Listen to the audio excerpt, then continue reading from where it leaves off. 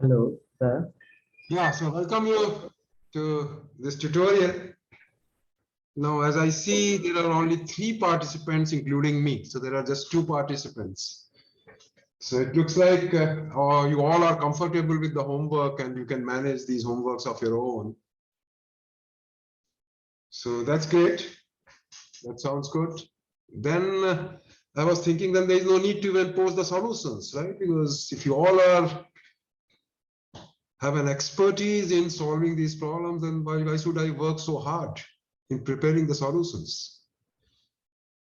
So I've decided that I'll not post the solutions, because if you don't have any doubts, then there is no point in spending, because time is precious, and if that time is not utilized, then that goes waste actually, right? Because my time is very important. Yeah, so I'll not post any homeworks now, because attendance in lectures as well as tutorials has been pathetic. So I've decided that I'll not post homework solutions anymore. Yeah, any doubts anybody has?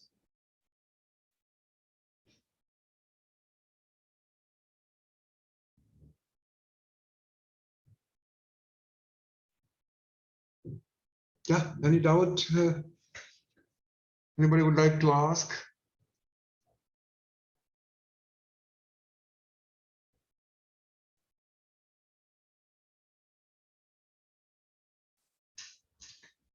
So the homework problem or otherwise?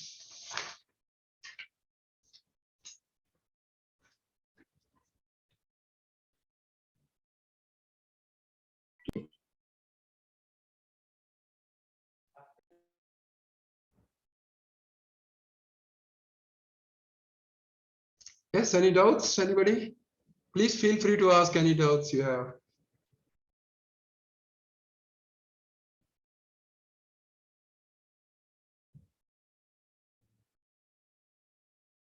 Any doubts from the lectures, homework problems, or otherwise from anywhere?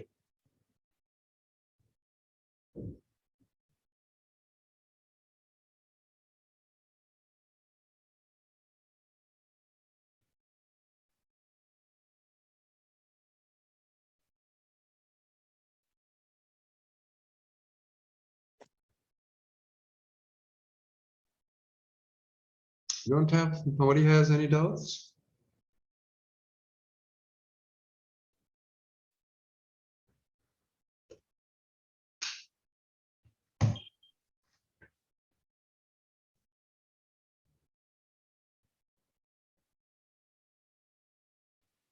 Sorry, page 2 of lecture 11. Lecture 11, yeah. What are you saying? So there you have found out the minimal sufficient statistic for a binomial Right. MP, and you have showed that the minimal sufficient statistic for theta is equal to MP is summation xi comma product of I is equal to 1 to n m minus xi. So here m is unknown, so how? So there is a problem over there. So it has to be. So let me just come to over there. Let me repeat it so that not to repeat that confusion again. Let me just. Yeah, good that you pointed it out. I'm glad that you're looking at my notes carefully. So yes, you're right. M is unknown, so that cannot happen. So that was something which I did not tell correctly, right? So that was a slip, and I'm happy that somebody caught my slip in the class. Yeah. So you see, what was the issue was what we were saying is you have x1, x2, xn, IID, binomial. Let us say MP, right? So your parameter theta is both are unknown. M and P both are unknown. Now, M can take any value from 1 to so on, and P can take any value from 0 to 1.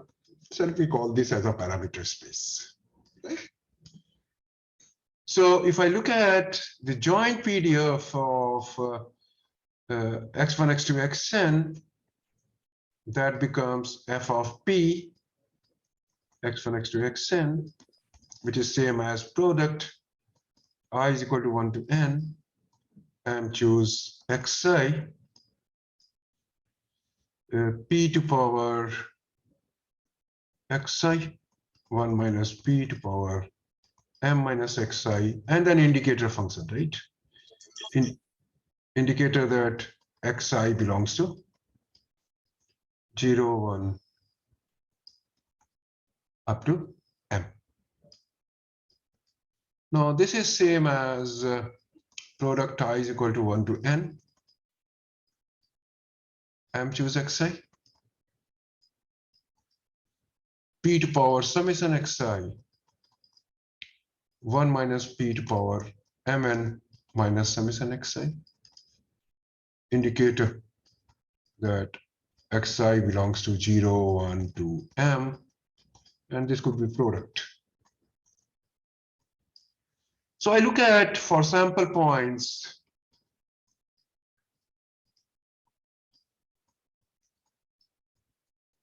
x and y. I look at what is fpx upon fpy.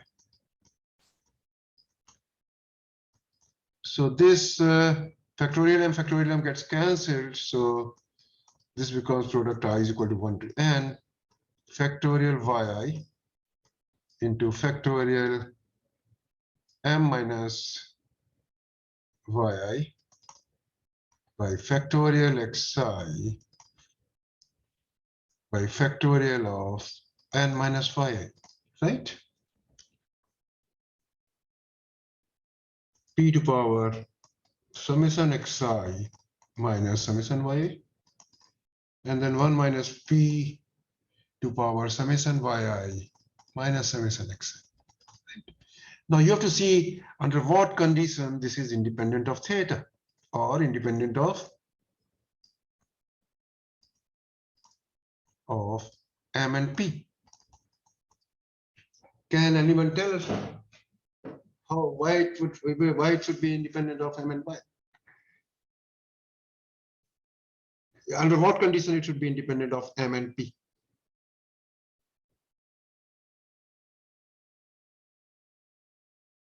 So in fact, this, if you want, this together can be written as t upon 1 minus p to power summation xi minus y. So you want that this should be independent of m and p.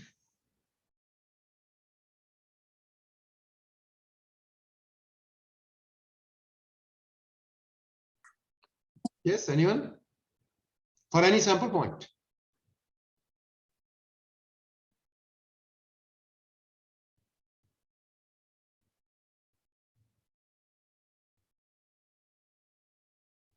This would be m, right? Now that can happen, note that because these there is xi somewhere, right? This is m minus xi. So certainly this would be independent of m and p if and only if xi is same as yi. Because if any of the xi's are different, then since m is unknown, I can suitably choose m because it should not depend on m. So and then you get a contradiction, right? So each xi has to be same as phi. Because if some is not, one of them is not same, then there could be a problem. Right? Because this can be written as, in fact, order statistics, this at the best can be written as product I is equal to 1 to n.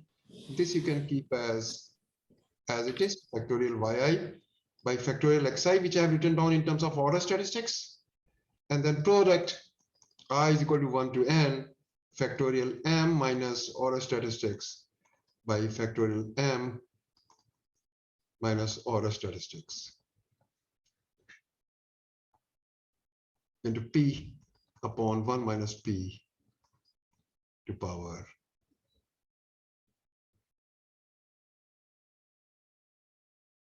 summation xi minus summation I is equal to 1 to n. Yeah.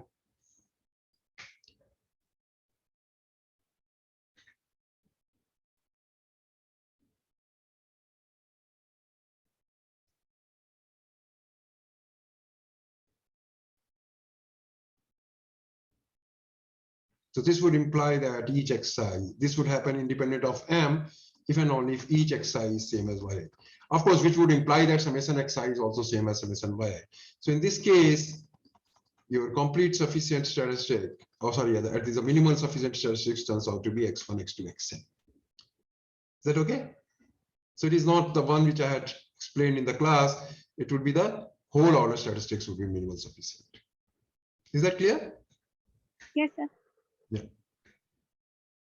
Now, so that this is independent of, you have to just show that this is independent of P and M if and only if this happens.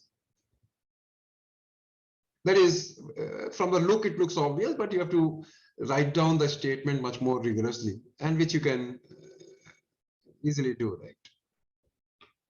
Just work on it and then so that this is independent of M and P if and only if summation xi is same as summation yi. Sir, Yeah.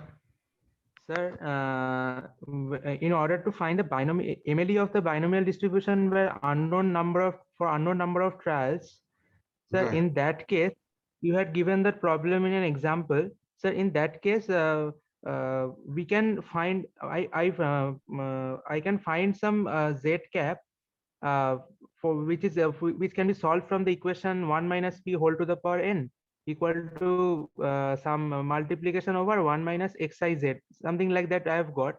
So Right. in that case, in the castle from the Castle-Berger book, sir, I am referring it. Yeah. In that case, they have said that integer k bar k cap that satisfies the inequalities less than or equal to 1 by z cap. Sir, why were we taking the largest integer less than or equal to 1 by z cap, and not the nearest integer? Which where you are saying I don't know. If you tell me the page number, I may be able to tell. Burger and Kasela, which page number? Do you have something with you? Yes, sir. I have page number 319. Let me see if I and you have the same 319. 319. Yes, sir. Okay. So binomial MLE, unknown number of trials. Let x1 x2 kp. Here P is known, right, for them. You see P and Yes, sir.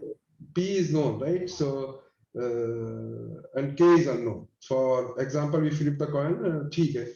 So maximizing LK. So suddenly, of course, LK XP would be 0 if K is less than maximum of XI, right? Because Yes, sir. each XI has to be so. Okay. Thus the MLE is an integer K greater than or equal to maximum of XI, satisfying LK x by P upon LK minus x by P greater than or equal to 1 and LK plus 1 XP is less than 1, right? We'll show that there is only one such K. The likelihood ratio is this. That the condition for maximum becomes this. To solve this. The right answer is clearly a strictly decreasing function of Z for each Z in.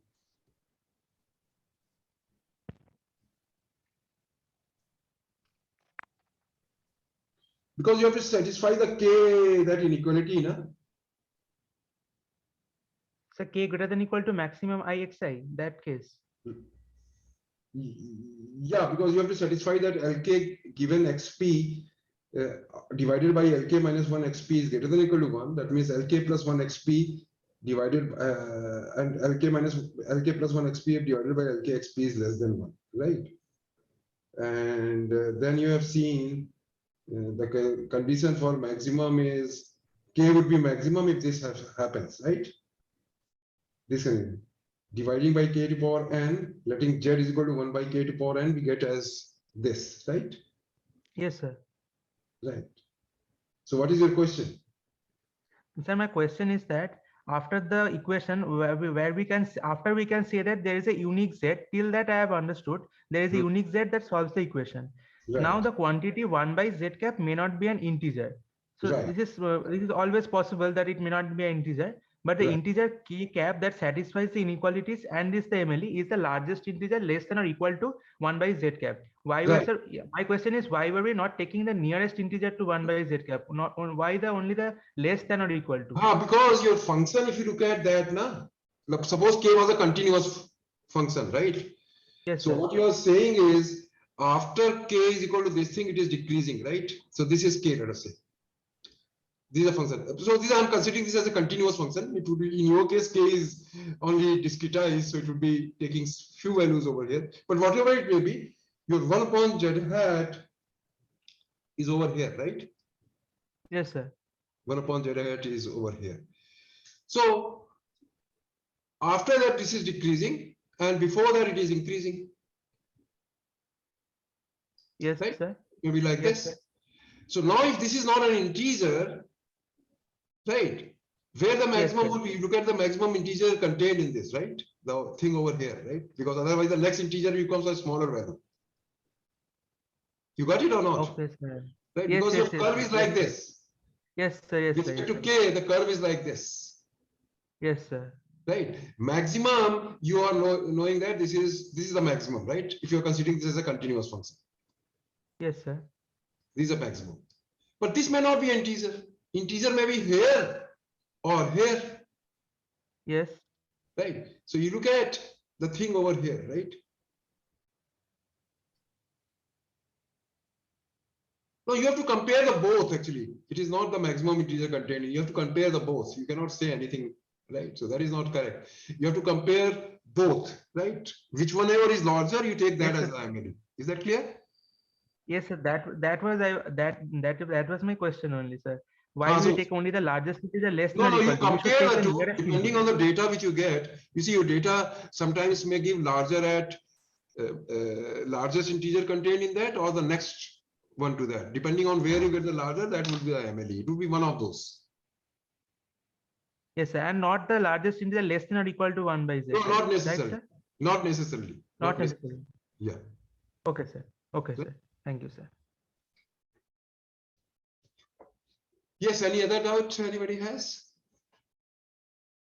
Yeah, so sorry for this mistake which I made in the lecture. So the complete sufficient statistic, the minimal sufficient statistic in the binomial MP case would be x1, x2, xn. And certainly it will not be complete because you have n-dimensional data. Sorry, you have only two parameters and complete sufficient statistic turning out to be n-dimensional. So you can always find some function of these so that their expected value is 0, but that function is not 0. All right. Yes, any other doubt anybody has?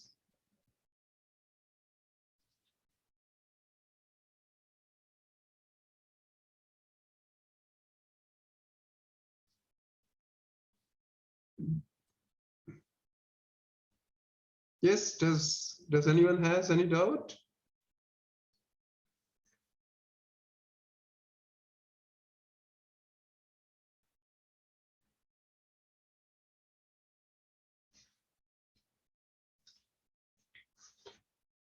You see, problem number 1, let us look at if assignment number 5, this problem number 1 is kind of your revision from your bachelor's, right? So what you can do is actually when there is only one parameter, it's better to look at the behavior of likelihood function.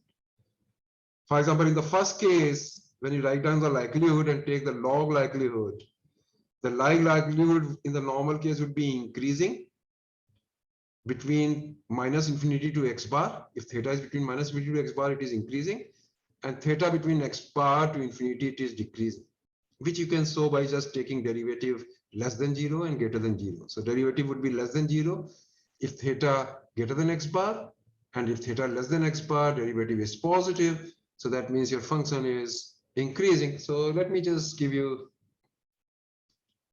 a small hint. Let us say problem 1a.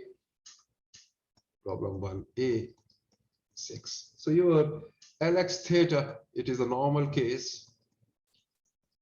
It is 2 pi sigma minus n by 2 log 2 pi minus n by 2 log sigma naught square minus 1 by 2 sigma naught square summation xi minus mu. Right? Mu is between minus infinity to infinity. So if I take the derivative, it becomes summation xi by square, because of that becomes x square, right? It becomes 2, so 1 by sigma naught square and nx bar minus mu, right? Now you can see when it is less than 0 and when it is greater than 0. It would be less than 0, sorry, there is no, n would come outside, right? N times x bar minus mu. This would be less than 0 if mu is less than x bar. No, less than 0 if mu is greater than x bar, and less than 0 if mu is less than x bar. So if you look at behavior, for mu greater than x bar, it is decreasing. So it would be like this. Likelihood function would be like this. So the maximum turns out to be x bar. You don't have to go for a double derivative test. Just by looking at the behavior, you can tell mu hat mle or theta hat mle. It was theta actually, not mu. Theta hat mle is x bar. And of course, in this case, theta hat mme would also be x bar. Why? Because expected value of x1 is theta. Now let's look at variation of this problem, which is a problem number 6. Problem number 6 is same as problem number 1, except that now your theta is given to be between A and B. Theta is between A to B. So now you have to see the behavior of Lx theta only between A to B. So I'll consider the following cases. The case first is x bar is less than A, right? So that means your graph is still likelihood function like this. X bar is less than A, so that means x bar is this, A is over here, that means B would be over here. And your theta is between A to B, then your Lx theta is always decreasing, right? Because x bar is less than A. Your parameter space is only A to B. If it is decreasing, so theta at mle in this case would be nothing but where it is maximum at A. Case 2, x bar lies between A and B. In this case, your likelihood function like this, x bar is over here, A is over here, B is over here, because x bar is between A to B. And theta lies between A to B. Now here the maximum would occur at x bar. So theta at mle in this case is x bar. Case 3, when x bar is greater than B. So that means your situation is like this. This is x bar, and x bar is greater than B. And your theta is between A to B, so A would be somewhere over here. So here likelihood function is always increasing. So it will be maximum at theta is equal to B. So in this case, theta hat mle is B. So when theta lies between A to B, your theta hat mle would depend on the value of x bar which you get. It would be A if x bar is less than A. If x bar is between A to B, it would be x bar. And if x bar is greater than B, it would be B. Right? So once your parameter space is truncated, your MLE changes, right? Of course, it's still a function of a complete sufficient statistic, because even if theta lies between A to B, since it contains a rectangle of R1, that result of exponential family would still be applicable.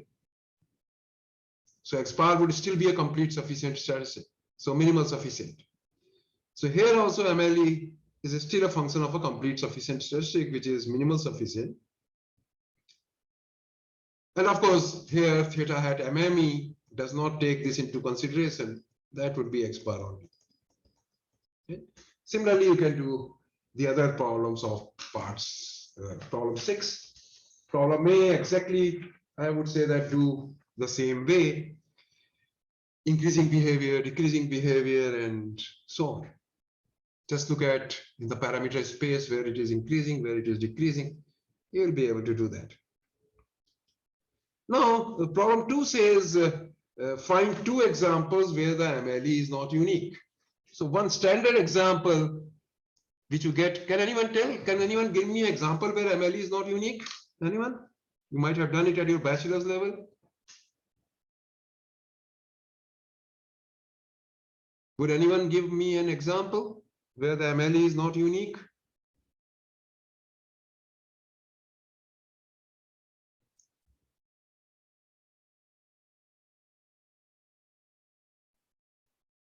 Anyone? Uniform, right? Uniform take where the density is constant. Density would be constant normally in the uniform case, right? So that example I have considered in which one? Problem 5. So one example is problem 5. See problem 5. Your Lx theta there, because your sample is from uniform theta minus sigma naught to theta plus sigma naught. So that means density is 1 upon b minus a 1 by 2 sigma naught. Sigma naught is known to power n. Each xi, so x1 indicator, each xi is bigger than theta minus sigma naught. So x1 is greater than or equal to theta minus sigma naught. And each xi less than or equal to theta plus sigma naught. So xn less than or equal to theta plus sigma naught. So it is 1 by 2 sigma naught to power n. And what does that become? Theta should be greater than or equal to xn minus sigma naught, less than or equal to x1 plus sigma naught. So here this likelihood function is constant in this range of theta. So any theta hat x such that theta hat x lies between these two quantities with probability 1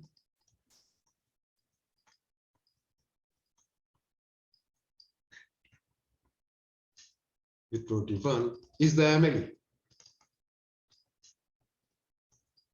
So if I take the convex combination of that, that would be MLE. So in particular, alpha times xn minus sigma naught plus 1 minus alpha times x1 plus sigma naught for any alpha between 0 to 1, because it will be the line segment joining these two. So this quantity is always going to be between this and this, is the MLE.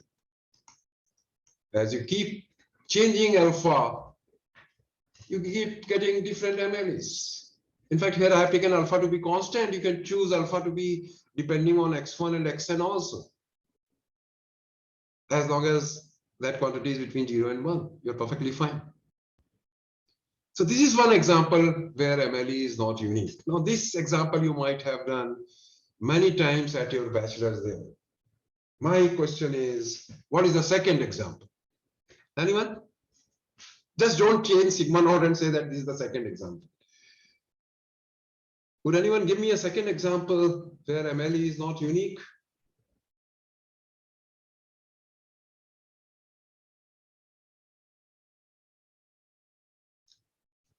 Yeah. Not so easy to find it out, right? So let me give you this example. MLE not unique. Problem number 2, second example.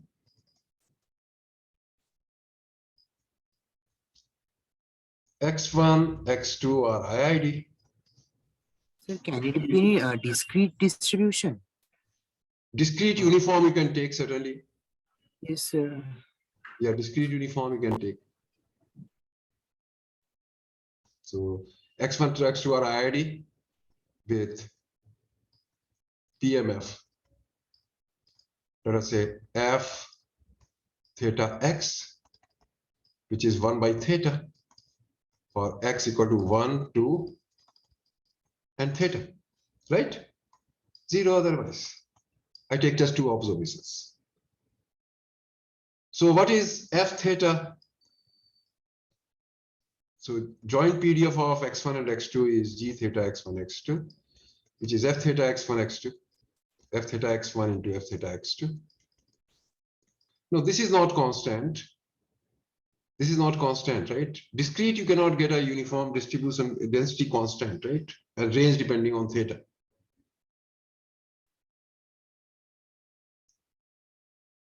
All right. So this is not a, here density is not constant. It is 1 by theta to power n. So this will not work. Discrete uniform is not going to work because here the density is not constant. Yes, sir. You can consider this f theta x. If not this, you can always make it independent of theta. So let me just see.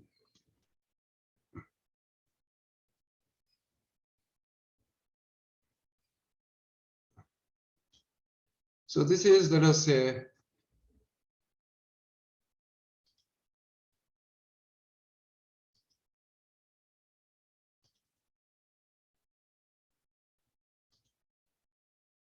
what is happening?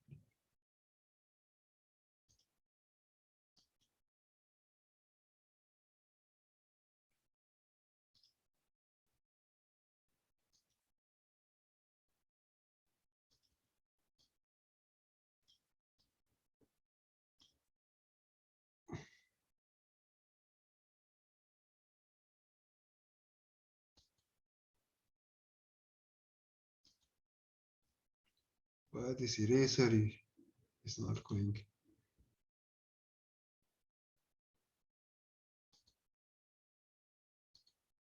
Yeah.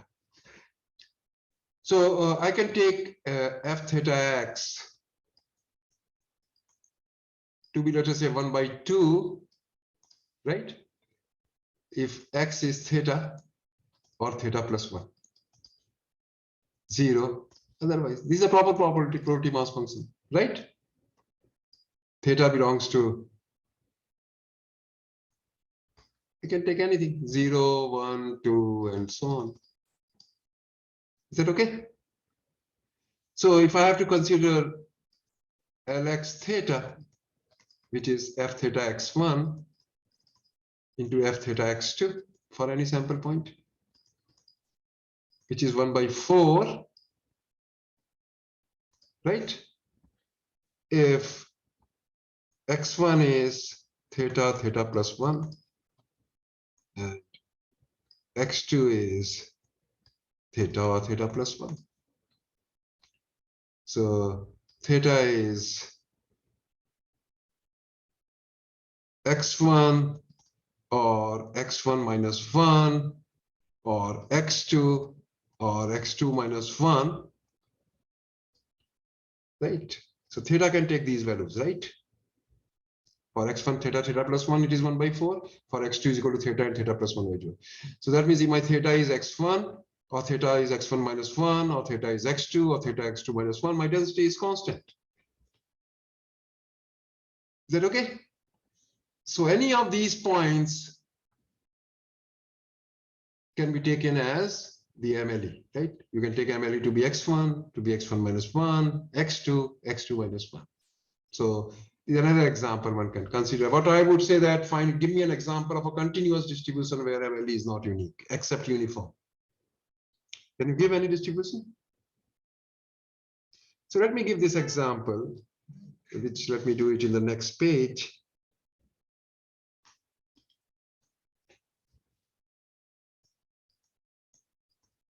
X1, X2 are IID from Poisson distribution.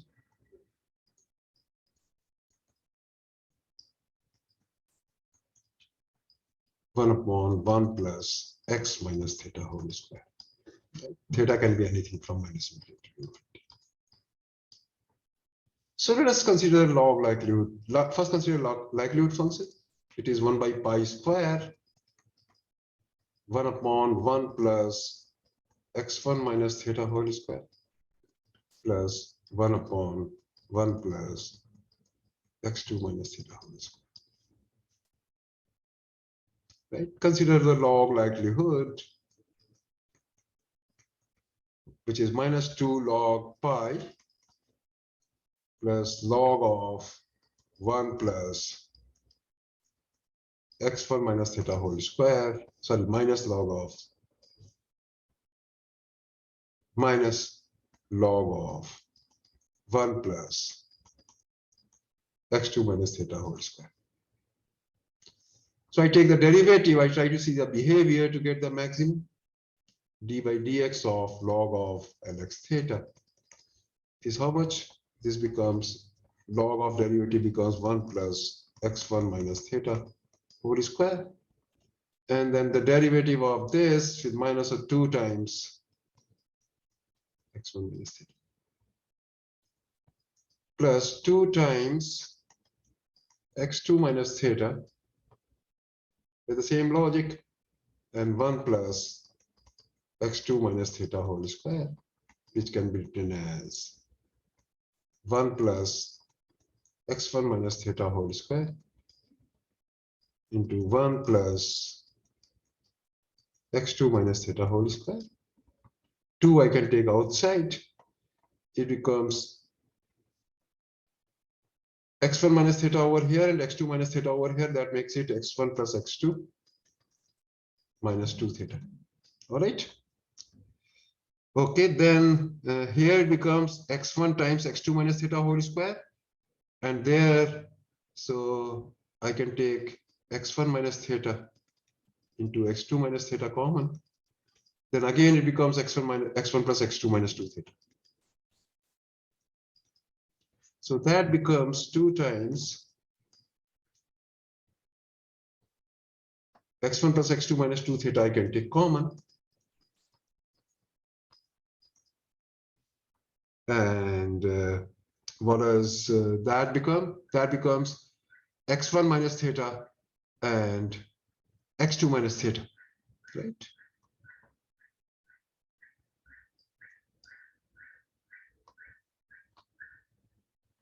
Or you can write down that as x1 plus, so that becomes, this becomes common, so theta minus x1 plus theta minus x2 plus 1, right? That is what it becomes by whatever this is, right? This whole quantity is plus. This is same as, so I can factor this x1 plus x2 minus 2 theta. I can look at the roots of this. So this is theta square minus x1 plus x2 into theta plus x1 x2, right, plus 1. So I first consider the roots of this, whether it has a root or not. So for that I consider the discriminant. Discriminant would be b square minus 4ac. So x1 plus x2 whole square minus 4 times x1 x2 plus 1.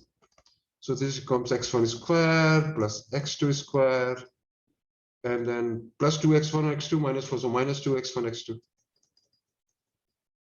minus 4, which becomes x1 minus x2 whole square minus 4.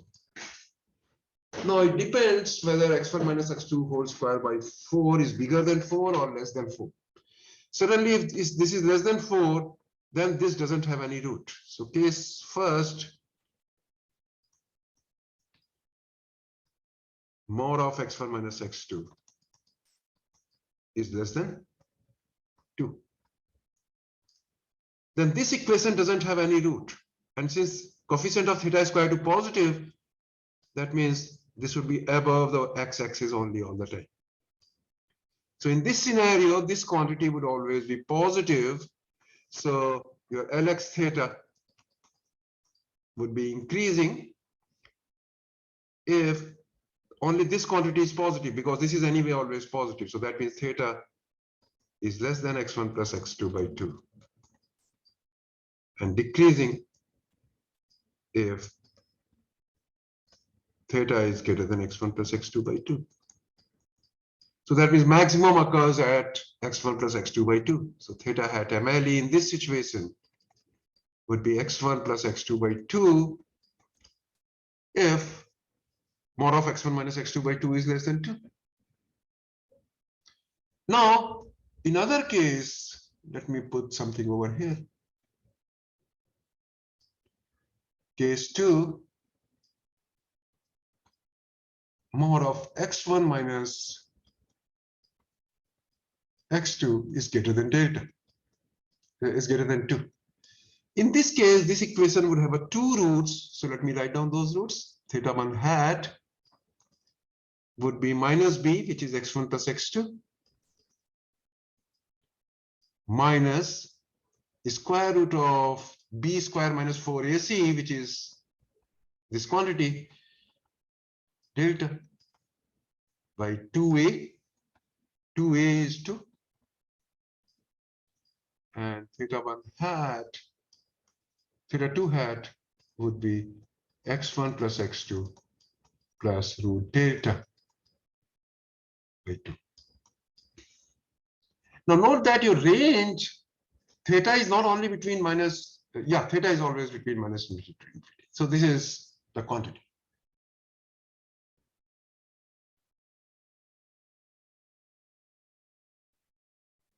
So what happens in this situation? So in this case, your likelihood function is like this. It will have a Lx theta. This quantity has a 2 roots. So let me call as theta 1 hat and theta 2 hat.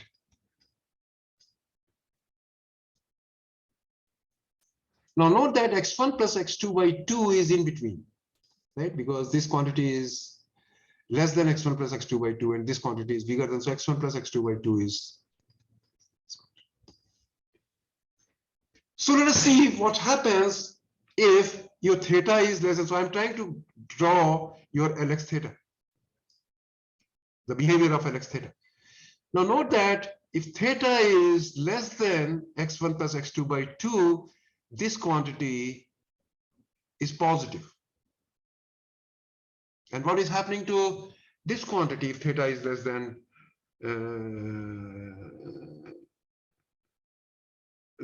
but before that, let us look at what happens when theta is less than theta 1 hat. Theta is less than theta 1 hat. That means theta is less than x1 plus x2 by 2. So this is positive and this is positive. So that means for theta less than theta 1 hat, this is positive. So that means it will increase up to theta 1 hat. Now when theta is between theta 1 hat to x1 plus x2 by 2,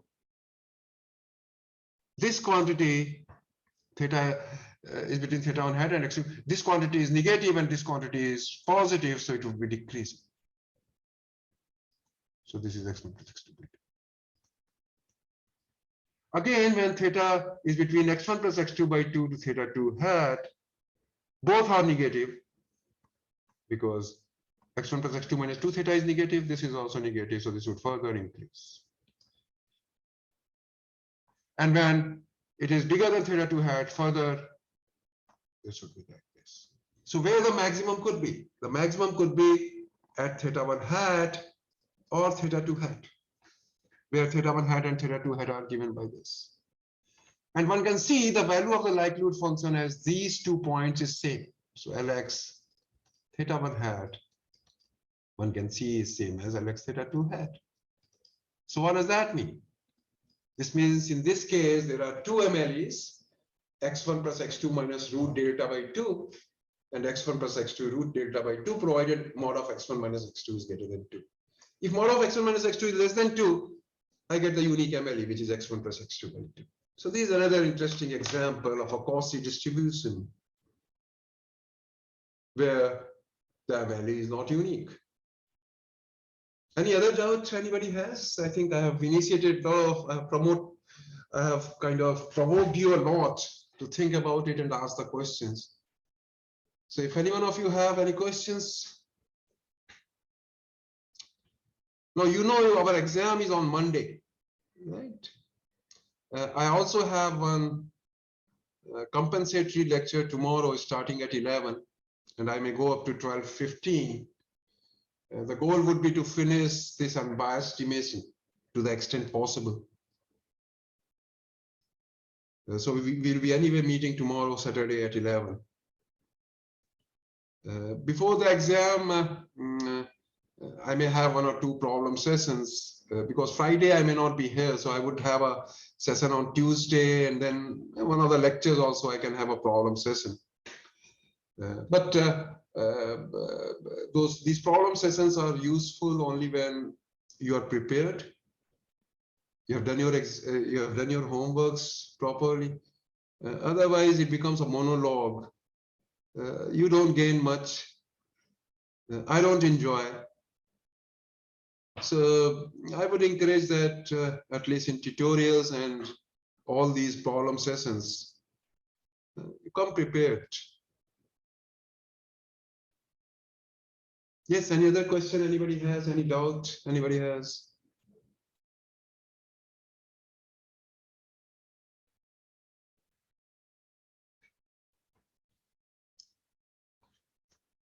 So another interesting example, since we have 4 minutes, let me just devote this 4 minutes. Let us look at this example, problem 3.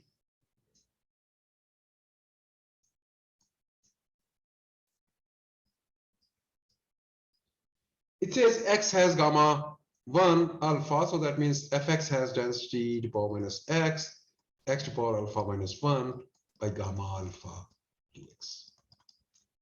Now it says so that expected value of log x is same as psi alpha. So if I look at expected value of log of x, what does that become? 1 upon gamma alpha, 0 to infinity, log of x, e to the power minus x to the power alpha minus 1 dx. But note that this whole quantity can be written as derivative of this quantity with respect to alpha.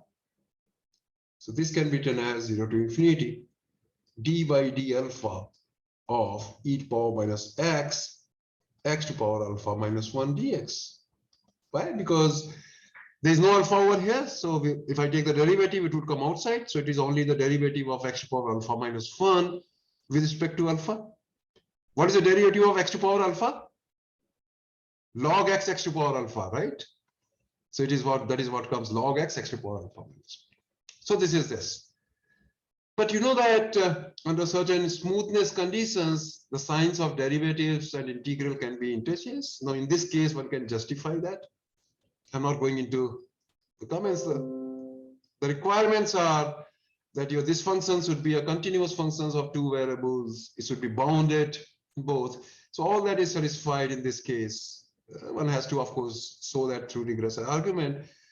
But here, the integral and derivative sign can be interchanged. You can see e to the power minus x to the power alpha minus 1 dx.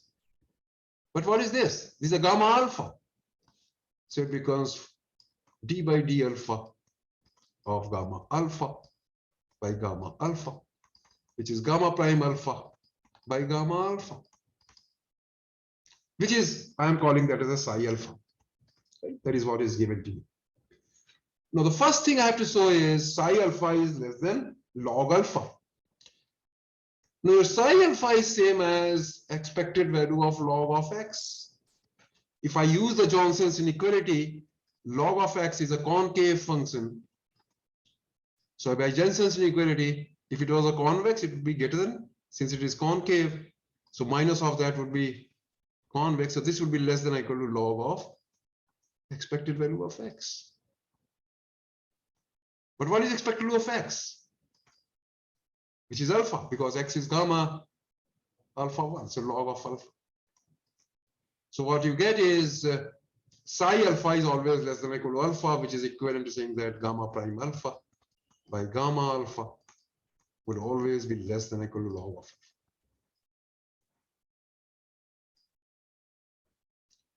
Now you can show that psi alpha is an increasing function by taking the derivative. So if I look at psi prime alpha, it becomes gamma alpha whole square. Then gamma alpha into gamma double prime alpha minus gamma prime alpha whole square, which becomes 1 upon gamma alpha into gamma of double prime alpha minus gamma prime alpha by gamma alpha whole square. Now note that this quantity log as d by d alpha of, if I take the derivative once, it becomes log x. If I take the second derivative, 1 log x would also come. So this becomes 1 by gamma alpha,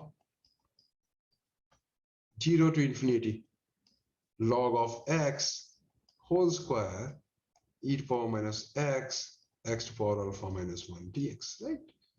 Because gamma prime alpha, if you look at, this becomes gamma prime alpha, right? Because your gamma alpha, you just look at, is 0 to infinity, e to power minus x, x to power alpha minus 1 dx.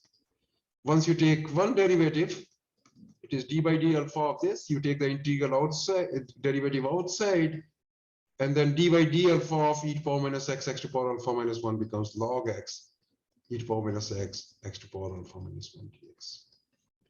You do once more, gamma double prime alpha, exactly the same thing, derivative jumps over the integral, you get one more log x, becomes log x whole square.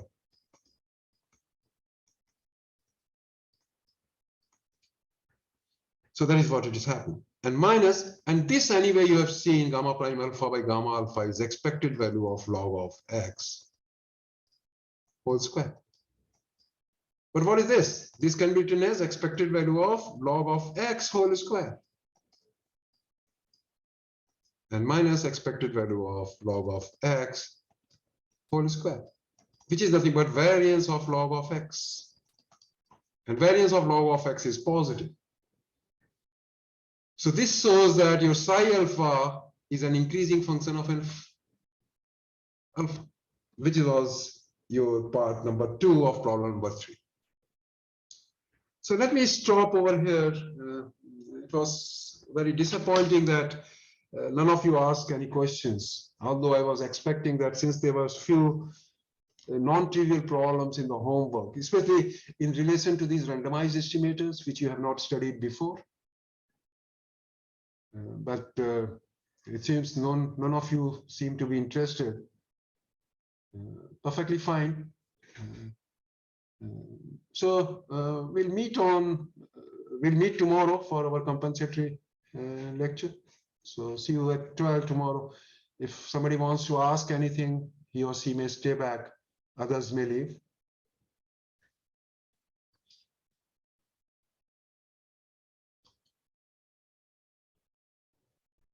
Hello, sir. Yeah. Sir, I'm Shobhon, and I have got the mail regarding that my problem one answer was similar with Orgodip. Yeah, right. So why such a coincidence? Sir, I don't know. I mean, I have solved this kind of problems in bachelor's, and I have used one of those approaches only, where Z1 and Z2 following chi-square and Z1 plus Z2 also following chi-square, and then split the term Z1 by Z1 plus Z2 whole square. And I have not seen algorithms copy it, but I don't know how much similar it is. No, it is I fully, it is line by line, it is matching. That is where otherwise I would not have questioned that, right? But sir, I have not shared with anyone else also. Huh? I have not shared with anyone else also. I don't know how did that happen. Yeah, so since it occurred, I thought I'll get a clarification from you. You have to tell me honestly. Sir, I am being honest. I mean, actually, yes, sir. This problem was known to me. Like I solved this kind of problems in bachelor's too. Like this gamma and chi-square additive property. So I just use those approaches only. I don't know how did that got similar. Hmm. So you haven't collaborated in any way with the other person, right? No, sir, I haven't shared with anyone else, and I talked to Orgodip also So what yesterday. I'm doing is I'm trusting you. I'm buying your argument that, and I trust you. I normally trust my students unless there is a strong evidence otherwise. So that's fine. That's fine. I'll trust you, and I hope that you're telling whatever you're telling me to me, it is with full honesty, right? Yes, So, sir, yes, sir, I can and assure you that. and I expect that trust should never be broken, right? Otherwise, it is very hurting, right? Yes, sir, I know. I'm sorry for this situation. I don't know how it is set up. Yeah, no, that's okay. That's okay. So I buy your argument that I trust you. Okay, I think that's all. Yeah. Thank you, sir. Okay. Hmm.